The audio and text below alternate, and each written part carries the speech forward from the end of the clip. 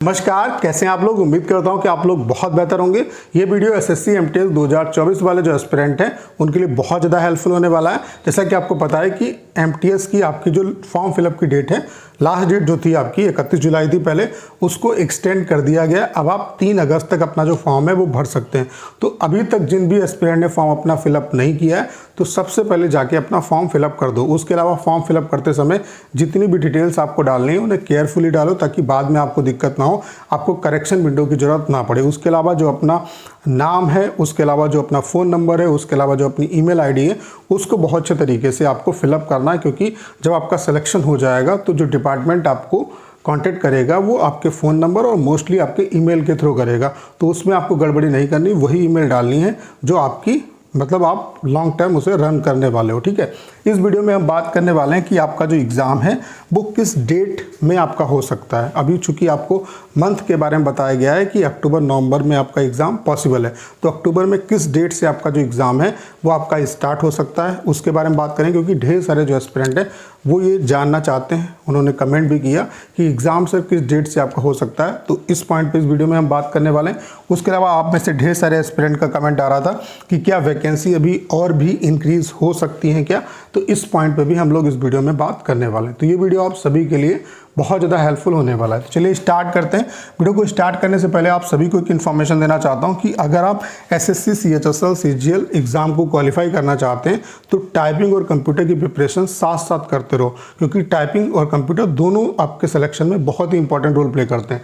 हमने आपके लिए कंप्लीट टाइपिंग का सॉफ्टवेयर बना दिया है जिसका इंटरफेस बिल्कुल एसएससी सीएचएसएल सीजीएल जैसा है। बाकी यहाँ पे हम आपको 250 पैसेज दे रहे हैं जो कि सीएचएसएल सीजीएल एग्जाम में आए हुए हैं। बाकी जो लेटेस्ट वाले पैसेज हैं वो बहुत जल्द यहाँ पे हम आपको प्रोवाइड करा देंगे। एक दिन का जो डेमो है वो आपका बिल्कुल फ्री है। मैं आप सभी से जरूर कहूँगा एक बार डेमो जरूर दीजिएगा। डेमो का लिंक डिस्क्रिप्शन और कमेंट बॉक्स में पिन किया हुआ है, वहाँ से आप डेमो दे सकते हैं। और अगर आप डेमो से सेटिस्फाई होते हैं तो अपना जो बेस्ट प्लान है वो परचेज कर सकते हैं। तो चलिए स्टार्ट करते हैं। सबसे पहले आप लोग देख सकते हैं कि एसएससी ने कल ही नोटिस डाल दिया था, आपकी जो फॉर्म फिलअप की जो लास्ट डेट है उसको एक्सटेंड कर दिया गया। पहले आप 31 जुलाई तक फॉर्म भर सकते थे, अब 3 अगस्त तक आप अपना जो फॉर्म है वो फिलअप कर सकते हैं। तो फॉर्म को अगर आपने अभी तक फिलअप नहीं किया है तो मैं आप सभी से कहूँगा सब कुछ छोड़ के पहले आप अपना जो फॉर्म है वो डाल दो, क्योंकि जब फॉर्म ही नहीं डाल पाओगे तो फिर क्या मतलब रह जाएगा, तैयारी आपकी धरी रह जाएगी। तो अगर आपने फॉर्म अभी तक नहीं डाला है तो डाल दीजिए। ठीक है, उसके अलावा सबसे पहला क्वेश्चन आपके दिमाग में ये आ रहा है, ढेर सारे एस्पिरेंट के दिमाग में आ रहा है कि वैकेंसी आपकी इंक्रीज़ होंगी। तो आप लोग देख सकते हैं वैकेंसी ऑलरेडी आपकी इंक्रीज़ हो चुकी हैं। पहले एमटीएस की वैकेंसी जब नोटिफिकेशन आया था तो उस समय 4887 बताई गई थी, अब ये वैकेंसी 6144 हो गई है। टोटल जो वैकेंसी हैं वो 9500 प्लस आपकी जा चुकी हैं, जिसमें 3400 प्लस वैकेंसी जो हैं वो हवलदार की हैं। अब यहाँ पे क्वेश्चन ये अराइज होता है कि क्या वैकेंसी बढ़ेंगी।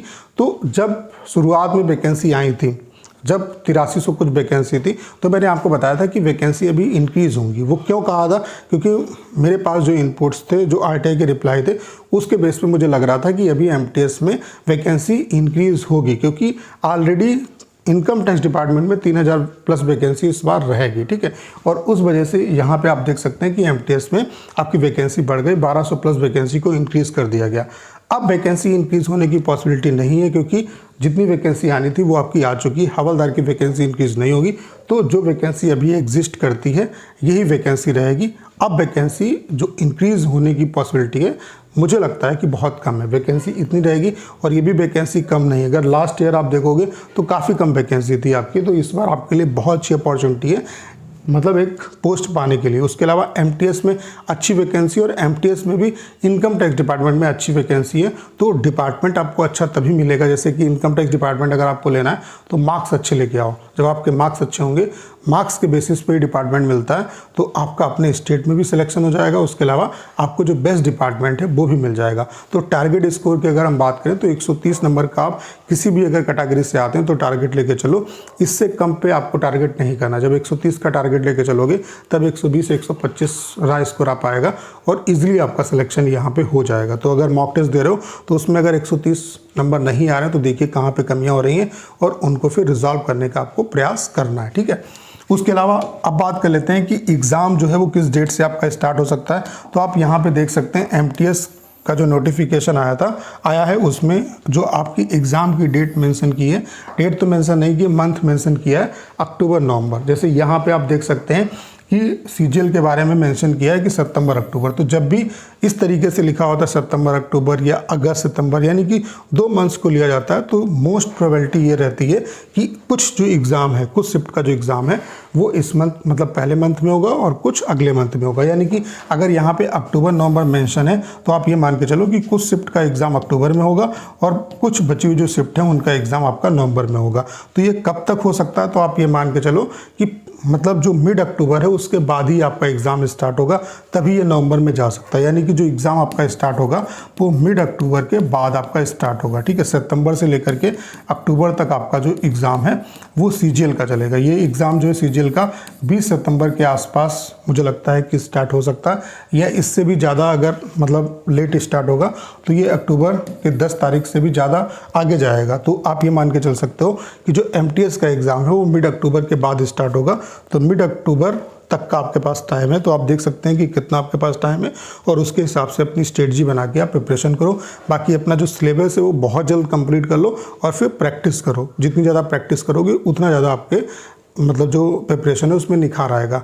और इंग्लिश में क्या है कि वोकैब सेक्शन जो है उसको डेली बेसिस पे उसे याद करने का प्रयास करो, तभी चीज़ें आप बेहतर कर पाओगे, ठीक है। तो जो आपका एग्ज़ाम है वो मिड अक्टूबर से आपका मिड अक्टूबर के बाद ही स्टार्ट होगा, ठीक है। अक्टूबर नवंबर अगर मेंशन किया है तो मिड अक्टूबर के बाद ही आपका एग्ज़ाम स्टार्ट होगा, यानी कि 15 या 20 अक्टूबर के आसपास आपका जो एग्ज़ाम है वो स्टार्ट हो सकता है, ठीक है। आप यहाँ पे 2023 का एग्जाम्पल देख सकते हैं। 2023 में आपका जो एग्ज़ाम की डेट दी थी वो सितंबर दी थी। यहाँ पे सिर्फ एक महीने मतलब सितंबर अक्टूबर नहीं दिया, सिर्फ सितंबर दिया, तो एग्ज़ाम आपका सितंबर में हुआ। जहाँ पे ये मेंशन कर दिया जाता है कि सितंबर अक्टूबर, इसका मतलब है कि सितंबर के मिड के बाद ही स्टार्ट होगा और वो मतलब अगले महीने में भी मतलब कुछ जो एग्ज़ाम है वो अगले महीने में भी जाएगा। तो यहाँ पे मेंशन किया हुआ है कि अक्टूबर नवंबर में आपका एग्ज़ाम होगा, इसका मतलब है अक्टूबर मिड के बाद एग्ज़ाम स्टार्ट होगा और वो कुछ एग्ज़ाम अक्टूबर में होगा और कुछ जो एग्ज़ाम है वो नवंबर में, क्योंकि ढेर सारे एस्पिरेंट यहाँ पे अप्लाई करते हैं, तो जो एग्ज़ाम है वो काफ़ी टाइम तक चलता है आपका। तो उम्मीद करता हूँ कि ये डाउट भी आपका क्लियर हो गया होगा। उसके अलावा वैकेंसी क्या बढ़ेंगी या नहीं बढ़ेंगी, तो मुझे लगता है कि इसकी पॉसिबिलिटी है, वैकेंसी जितनी है उतनी ही अब आपकी रहेंगी, ठीक है। वैकेंसी बढ़ने की पॉसिबिलिटी एमटीएस से मुझे लग रही थी, तो वो आपकी वैकेंसी बढ़ चुकी है। तो उम्मीद करता हूँ सारी जानकारी आप बहुत अच्छे तरीके से समझ पाए होंगे।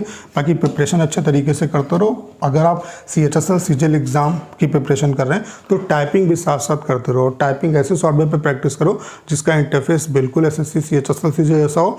बाकी जो प्रीवियस पैसेज हैं वो आपके लिए बहुत ज़्यादा इंपॉर्टेंट है, तो हमने आपके लिए कंप्लीट टाइपिंग का सॉफ्टवेयर बना दिया है जिसका इंटरफेस बिल्कुल SSC CHSL सीजीएल जैसा है। बाकी यहाँ पे हम आपको 250 पैसेज दे रहे हैं। उसके अलावा जो लेटेस्ट वाले पैसेज हैं वो बहुत जल्द हम आपको प्रोवाइड करा देंगे। एक दिन का जो डेमो है वो आपका बिल्कुल फ्री है। मैं आप सभी से जरूर कहूँगा एक बार डेमो जो दीजिएगा। डेमो का लिंक डिस्क्रिप्शन और कमेंट बॉक्स में पिन किया हुआ है, वहाँ से आप डेमो दे सकते हैं। और अगर आप डेमो से सेटिस्फाई होते हैं तो अपना जो बेस्ट प्लान है वो परचेज कर सकते हैं। उम्मीद करता हूँ सारी जानकारी आप बहुत अच्छे तरीके से समझ पाए होंगे। करना क्या है, इस वीडियो को शेयर करना है। उसके अलावा अगर आप चैनल पर नए हैं और आपने अभी तक इसे सब्सक्राइब नहीं किया है तो प्लीज़ चैनल को सब्सक्राइब करना मत भूलिएगा।